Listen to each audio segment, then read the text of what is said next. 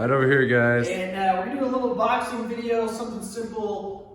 Just gonna work on the quarter pivot turn. And I'll start off using this triangle. I don't know if you can see this. I'll back up a little bit. Okay, so if you imagine now that I'm standing on a dime and see the top point here, that is an indicator for the width of my stance. And this triangle is actually measured for my feet, so it makes sense for me. But I'm not standing behind my lead foot like this. So any good boxing stance, the heel should be up and the body weight should be forward.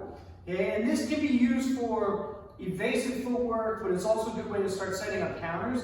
And it's like everything. In the beginning, when you throw a punch, it's very gross motion. It's not fine-tuned yet, so it's not efficient. But as you whittle it down, the economy of motion gets better, it gets more precise, and you laser in on it. So we're going to start with very large footwork, and then we're going to try to taper it in, and we're going to do 3 exercises with this today. So all I'm going to do is imagine there's a nail through my front foot, and I'm just going to pivot the body around that. So my front foot's going to lighten a little bit, and I'm just going to turn 90 degrees. And if we set up a new diamond, see my right foot when I move is still in line this way. I don't want to rotate and have it behind, or have it be shallow and be more parallel this way. So I'm going to go again, turn number 3, that's it, again, and one more time. So I just ended up back where I started from. Okay, so I'll just do one more time smooth. 1, 2, 3, 4. And in the beginning, what you're going to want to do is just pause,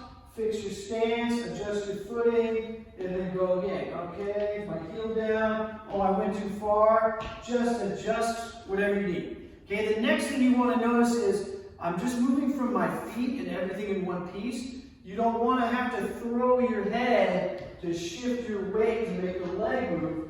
It should just, see from the side here, I should just be able to turn and keep my forward presence. You can do a lot of things with this. You can start to pivot and add the jab when that foot lands. It could be jab cross, it could be really any combination, but the jab is good because you have the transfer of weight from the foot touching on the other side. Okay, now we want to go the other direction.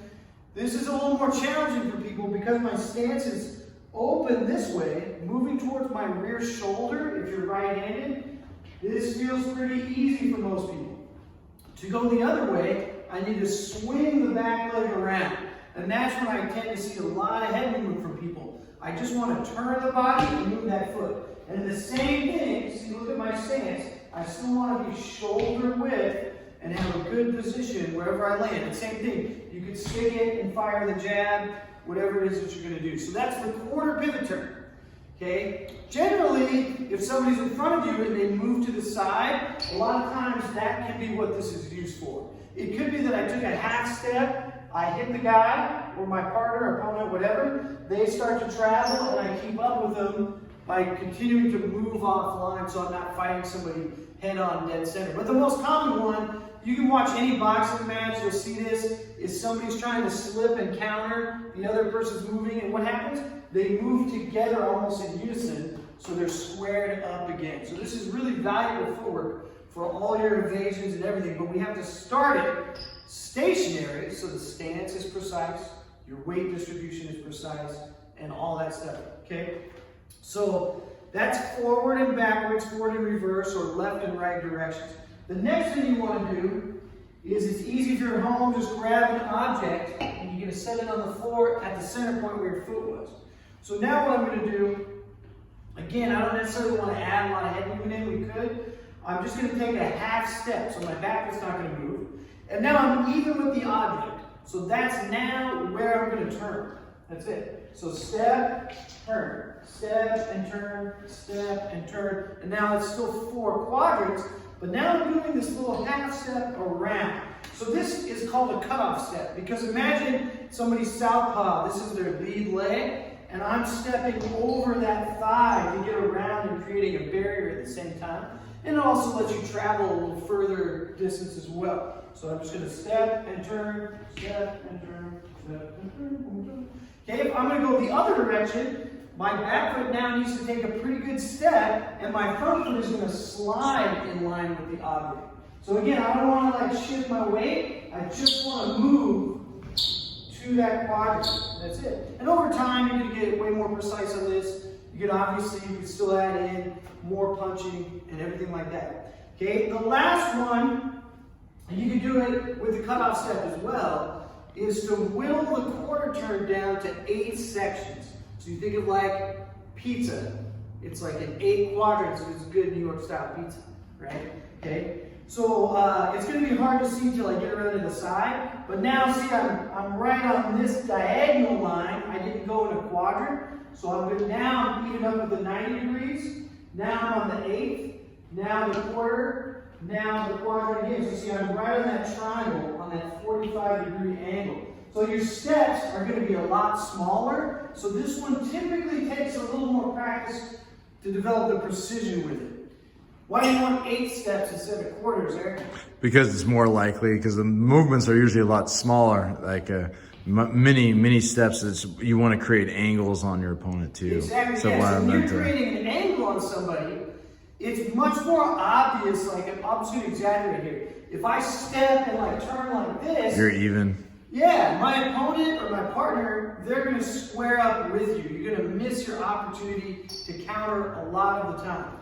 But if I'm head on with somebody and they feed like a rear straight this way, and I just take an 1/8 of a turn, it will appear to them as if you haven't moved that much. You're almost right in front of them. And because you didn't move fully to the quadrant, you're in position to deliver an immediate counter instead of covering all this ground and then trying to go in again. But you can't develop either of these without practice. Yep. And you need to have the ability to move on a quarter circle and then an 1/8 as well. And the only way to do is to develop both. You know, it's just like you got to spend time developing your stationary jab before you do it with footwork. And there's tons of variety in footwork too, right? Yep. Develop your jab off being able to duck. Develop your jab off making evasions and coming back. So it's the same thing with this. Just refine both of them. Sometimes people think this footwork exercise is really boring, but once you put it back into timing sparring, you're like, oh man,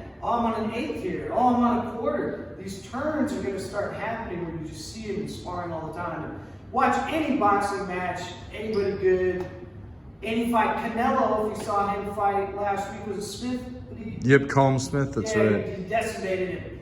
A lot of what he was doing to make his jab appear longer was he was moving on an 1/8 of a step so that the straighter, taller guy would go by him and he'd be in range. And then he did a good job moving from left to right and right to left. A lot of people struggle going in both directions. But if you watch that fight, you'll see these micro adjustments in there all the time. And when he's trying to chase him, man, I want to be on the 8th. The guy continues to move. I'm going to take it to the quarter and readjust. So just a couple simple exercises you guys can do on your own when you're at home, maybe stuck in COVID, and when you're back in the gym, they'll serve you well too.